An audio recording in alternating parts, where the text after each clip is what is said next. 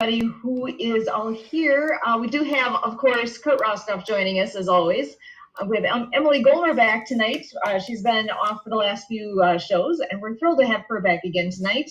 And we have a guest with us as well, a returning guest. Patty Earnest is joining us again. So first things first, I just want to bring Kurt on to say a quick hello to everybody. And how you doing tonight, Kurt? Fantastic. So I'm just wondering, I know Patty said that she has thoughts of just giving a quick update on where things are with her. So Patty, do you want to come in and say a quick hello as well? Hey, how's everybody doing? And she was hoping to kind of pass the baton to Kurt for a moment here as well, just as far as a brief recap of what's all been happening with her and where things are at the moment. So Kurt, I'm just wondering if you want to give just a real short intro, and then I'm gonna bring things back over to some upcoming sport things that are in the area here. So Kurt, if I pass it over to you, please.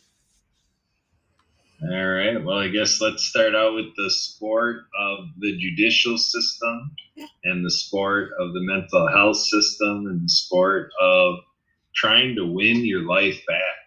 So imagine feeling like you're living the life of someone else you don't know, but yet you have 100 people, kind of telling you they can't help you, get your life back. So,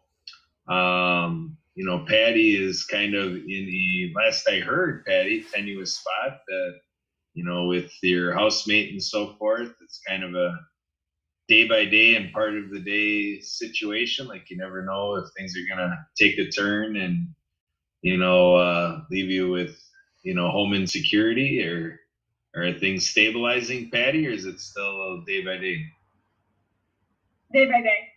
Day by day. So you got that situation going, so you got basics of life, food, shelter, clothing. So, I guess, Patty's kind of scraping by, getting some of the basics covered. But while that's kind of up in the air, the legal system is kind of taking their lurches on Patty's life. And, it's just amazing to see 100 professionals rallying around and saying what's happening to Patty is okay and as it should be, and it's all we can do. And it's kind of how things work in the United States of America and in the world.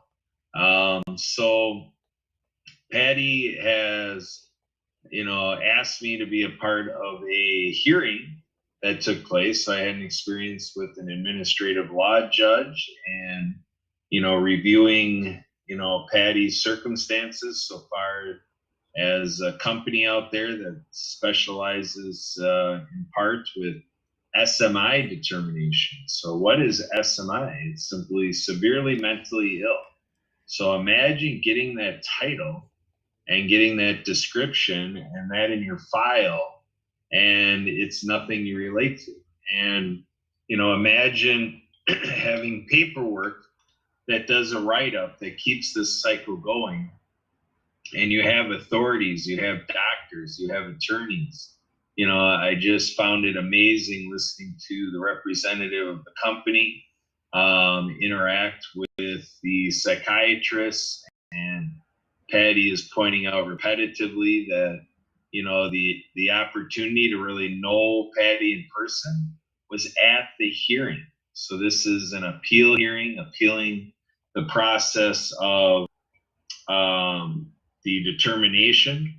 And so it was an administrative review to take a look at Solari making a mistake and not following the process correctly. So imagine sitting there, and Patty goes through this, and she's waiting for some weeks ahead of us when magically there'll be a determination by the administrative law judge. Patty's sitting here having no idea which way it's going to go. Continuing on with the administrative law judge, continuing on with the company to say Patty's severely mentally ill, or maybe hearing the few of us friends that showed up as character witnesses for Patty, and Patty speaking up for herself, having 4 people in the hearing saying the people who are nuts, the people who are severely mentally ill, are the 2 people that work for the company that do these determinations. It was amazing to hear the representative go over and over and over again to look at all of the credentialed doctors involved, the credentialed psychiatrists, and to basically send a message like, administrative law judge, you basically gotta just stay in favor of this severely mentally ill determination because we know what we're doing. And we're the best things since sliced bread. We've been doing this. We made 100 SMI determinations. So this is just a run-of-the-mill thing. There's nothing particular about Patty, and she's just another one of our severely mentally ill people. So Patty, how does that make you feel? Yeah, it makes me feel like I can't believe this is happening. Yeah, and I sat there and I sent the message to the administrative law judge that I couldn't believe it's happening either. So I hope she's doing her research on me, and I hope she might even be staying on top of me and finding this radio show. Wouldn't that be something if the administrative law judge tuned into River West Radio and heard us talking to him? So we kind of have Patty kind of in silent agreement that would be entertaining, and it just kind of gets our imaginations running what would happen. So, but we'll be giving you updates here on River West Radio with this AbilityMKE Now show to give you a direct update under Patty's agreement ongoing here. If she's comfortable to let the public know what's going on, we'll be back on here having an update, but just kind of a little insight that, these systems are well intended, serving well 99% of people, but once in a while, you can find a person like Patty who's in that 1%, position and just not really being served at all and being disserved in a big way. And with the mental health system, it's an oxymoron because what we have here is a process that's supposed to be helpful, for somebody severely mentally ill, but this is really a process that's driving Patty nuts. So it's the system that's making her adding insult to injury. So with that, Sue, back to you. Awesome. Well, I appreciate that. Something else I would like to add, please, and that is I had an appointment with a psychiatrist yesterday, and that's another portion of this whole thing is with the psychiatrist being forced to see him every month. And he wrote a letter saying that he thought that within a couple months that I should be off of that. And coming to find out, he was shocked that I'm still on it. He thought that even with his request for 2 more months, he thought that it was going to be ended and that there wasn't going to be any more of this. And he's planning on writing another letter because in a couple of months because he doesn't believe that any of this is happening. And he said because that hasn't gone through, that the chances of my getting off completely with the SMI are very limited. Like he doesn't see it happening. Because how can somebody be seeing a psychiatrist and not not the SMI part of it? So he's thinking that the SMI is is going to continue.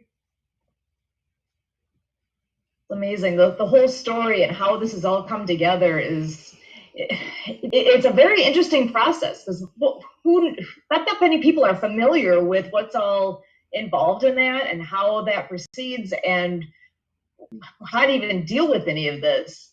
We actually have another friend of the show that has been a previous guest, and we absolutely love to hear from Aaron. He has come on as well, and I'm just wondering if Aaron, do you want to come on in and share a few thoughts with all this as well? Hi everyone. I was like, Kurt was talking about Patty's situation. I was watching it online. I was like really shocked. I mean, I've been in a few, not myself included, but I'm actually more like advisory role to some legal cases, and I find it kind of like very ridiculous for any individual to undergo any sort of terrible situations, unbearable agony and disturbance of how the procedure works. I really wish that Patty, that you know that we are with you. Thank you. And really most importantly is that you're not alone in this. We are all there. Sometimes we might be feeling a bit distracted along the way on many prejudices or potential issues within legal systems and stuff. But I've been dealing with lots of cases in the past related to death sentences, which are kind of bad already for some individuals. And worst of all, they are being framed into jails. I mean, it really requires a positive mindset that, first of all, it starts from you. So that's why I just thought coming up on to the radio station to really give you all my support. Yeah, I'm here. I'm glad you came on here, Aaron, because that added perspective always is helpful. Because, like you're saying, with anyone who has to go through this process, and especially with such an unexpected entrance into this process, an introduction to what this all is, how can a person be prepared for this? I mean, this is not something that Patty asked for.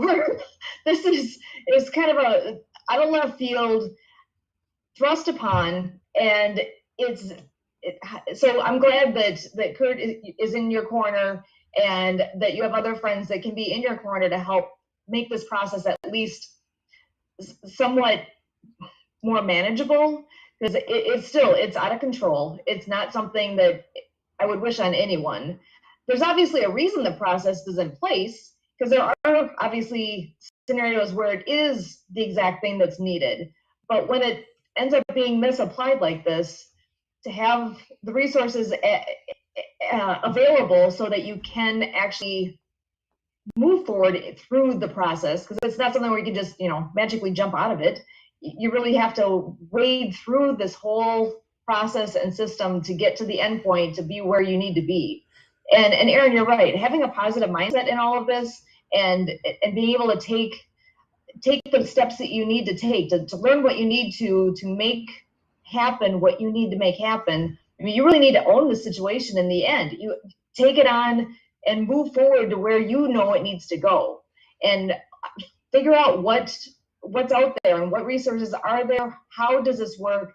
Find others who, I mean, we're hearing Aaron say that he's worked with other people who've had relatable type situations. So you're not alone, Patty. It's happened to others, and if there's a way to connect with other people who have had to deal with this as well, that could be an amazing resource in learning how to move forward, because I'd be floundering. Thank you, but the part that's missing is exactly what Kurt was saying about, we've contacted like 100 places and nobody is able to respond to it. That's a lot of agencies, that's a lot of people who haven't been contacted, and nothing can be done. Yeah, it seems amazing to me. I'm not sure what the magic, and again, there's not magic in this. There's a long, hard road, right? But to keep moving forward on it, and keeping a positive mental attitude in the process here will serve you well, I hope. That's my hope. Did anybody else have any pieces? Did you have another thought with this? I mean, undergoing this situation, the first thing is, first of all, I understand it's really hard. Now, being dependent on others' answer is never the way to go, because it's your matter, it's not their matter. To make people interested in your matter and help you on it, there are professional services that you can rely on, but it doesn't really take off entirely on the load. It still requires your input. So there are different stages, different platforms. Like, for example, Radio ReaderS here is also one platform to reach out yourself to potential people who are interested to help you.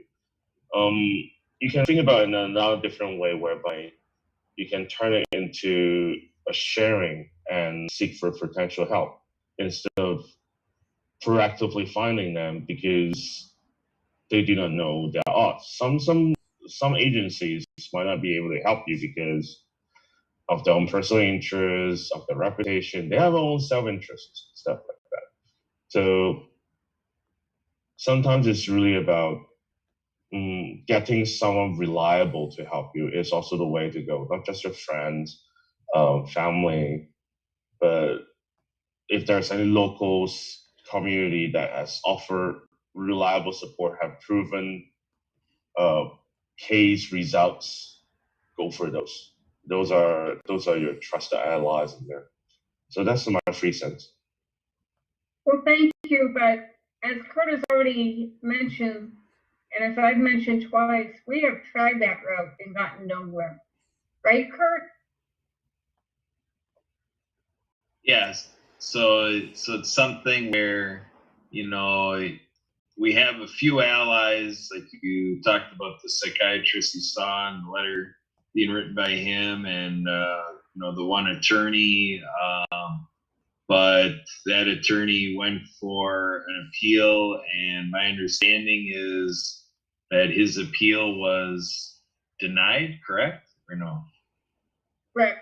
Yeah, so we got dead ends there, but we do have people working good faith to say that they too believe you're in this situation. So we don't know what this ALJ is going to say. So if lo and behold, in a couple weeks, you get this letter of determination and the whole thing's dropped because of it, well, then there you go. That's what all the hard work went to. And if not, then we look at that determination, we try to pick it apart. And you're going to have to go back to work to, because the feedback you're getting is that the normal process takes a year to get to the end of it. So that's basically what you're fighting, is you're saying, come on, I got to go through this for the next 7 months plus yet. I mean, really? So the story will unfold itself. We have to let things happen. And if you got, interest, Patty, to keep expediting, those are decisions you're going to have to make if you're going to, just take it one step at a time, or if you're going to get many plates spinning because you want the process to collapse. It's all, all a set of options that you have for how you want this to play out from your side. And potentially in the future here, you may be a resource for somebody else that ends up having the same situation come their way. And if you're findable by others that this happens to them, you might be able to shortcut their experience in the future too. So we would hope this never happens to anybody else, but it happened to you. So what's to say it's not going to happen again? People are human. They made a mistake. That's our contention, is that they just straight up made a mistake. It's just that this one is deep and very involved and very hard to resurface from. So, and I want to go back to what Aaron had said about that positive mental attitude and to be on the positive side of all this. I know part of how we all know each other is through the Happy Neighborhood Project, and something that's coming up with them next March is the International Day of Happiness. So that's something to think about and look at as far as it's a topic that's bigger than just friends getting together and the International Day of Happiness. We had the Global Happiness Summit not that long ago, and this is another piece where people's mental state and where they are really makes a big difference in how you view the world, how you view yourself, how you interact with your friends, your family, with so many things. It's a big deal, and it can make a difference in where we are with every aspect of our life. If you have a positive place in your mind and or a negative one, and what that does and what it means to others, and how you interact and how you're seen, how you see others. Everything, you know, you kind of say you got rose-colored glasses on. I mean, it's not to say you're looking around and seeing everything's rosy, but to be able to actually see through the lens of being in a good place yourself. So, Kurt, if I could bring you on for just a moment, and I know they're still working, it's early in the process here of the planning and whatnot for International Day of Happiness, but can you share the few things that are established at this point to just start getting the word out now of this event that is coming up? And it'll definitely be worthwhile. I'm looking forward to it and just wanting to know what the resources are to find out more.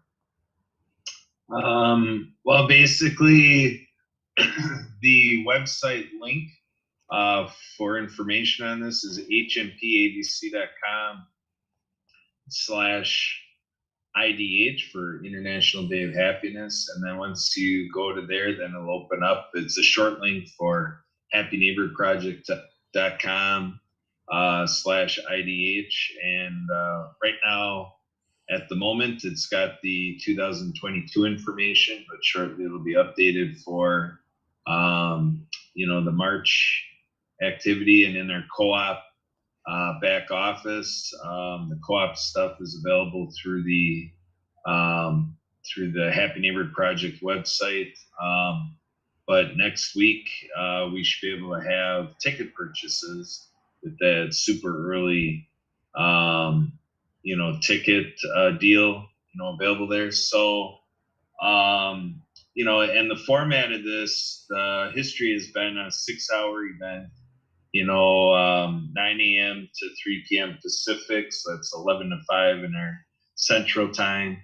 And so it's filled with speed networking as one. And with that speed networking, we're going to be going after the speed networking Guinness Book World Record, which was set in 2014 by the Belgians, and they got 1,068 people together to do speed networking. So we're looking to get 1,069 or more in the official record book for Guinness Book World Records. So we're hoping in the next 20 weeks we'll have you know, over 1,600 people, you know, grabbing up their ticket for this event, and that will be a slam dunk, hopefully. We've been around this a couple times already, last year's Global Happiness Summit, and earlier this year with the International Day of Happiness. We didn't bother with it in this last Global Happiness Summit, and it ended up we just had, I forget, it was like 500 people or whatever, so we were way below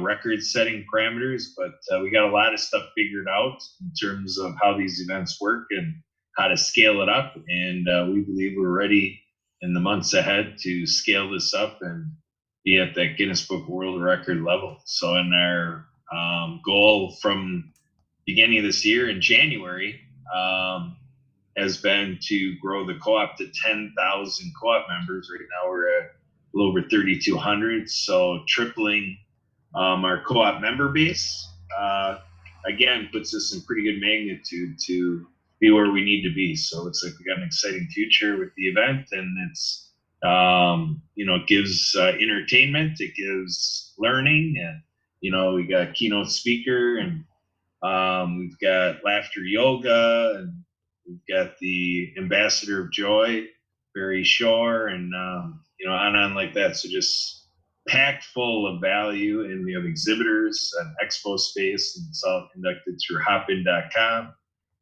So just a really wonderful day opportunity. Excellent. Thank you so much for that overview and piquing everybody's interest of some fun stuff that's coming up. Always a good time. We love hanging out with friends, right? And some of the people that are on there are friends of the future, friends you haven't met yet. So it's going to be a lot of fun to get together and get a chance to meet some people. And Erin, I know we're so glad that you're able to hop on here with us tonight. I'm wondering if you want to just take like 30-ish seconds here. Do you have a final thought that you'd like to share with everybody? Well, I'll say in relation to this is that sometimes life is like a tough cookie, tough journey. It's just like currently right now I am in near the hospital doing a checkup.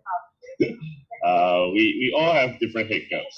But then the thing is, if we're viewing it like being stressing ourselves out, it will be. If you're viewing that this is a life opportunity for us to explore different new things, it will be. It's the mindset that decides where you go. Sometimes you can turn something of a very bad nugget into something of a golden. I once been through Patty's situation before. Like in different circumstances, and no one wants unnecessary stress. No one wants things that are unwanted when you are the person who is the right one. and justice is not always served because lack of evidence. Some people don't even care about the evidence. It really depends on different countries too. So it's really important to know that if you know you're right, don't let people tell you wrong. But there's no point in proving someone's right or wrong to people who are unnecessary. Just live life a little bit happier, because there are many things in life that's worth our worries and worth things that are worth our love, our care. So yeah, that's my last sentence for the world. Awesome. Well, and Aaron, as always, we appreciate you being here. Thanks so much for the pieces that you bring and the nuggets of wisdom. We always love that. And we're very glad to have had some more insights here into what Patty's all been experiencing, and the whole mental health aspect of life is, there's so many levels to that. I know we're looking forward to, at our next episode, having the Hunzingers come back and talk a little bit more about brain health. And the nuggets they've shared in the past few episodes has been wonderful. So I'm excited to hear more about them and what expertise they can bring forward with us. I know, glad Emily's back again here today, and we're looking forward to having a few more insights from her next week. Sorry, I'm kind of cutting you short a little bit this time, but we will get you on next week so we can hear some more pieces from you as well. So we're welcome back and glad you're here. And Kurt, as always, all your bits of expertise that you were able to share, you're a font of knowledge, and all that you've done in the disability world here over the last decade it's been amazing. And even to be able to sit here and watch and observe and participate along the way has been a huge learning experience for me. So for all of us here with AbilityMKE Now, on behalf of Kurt and myself here, Sue Roskopf, thank you.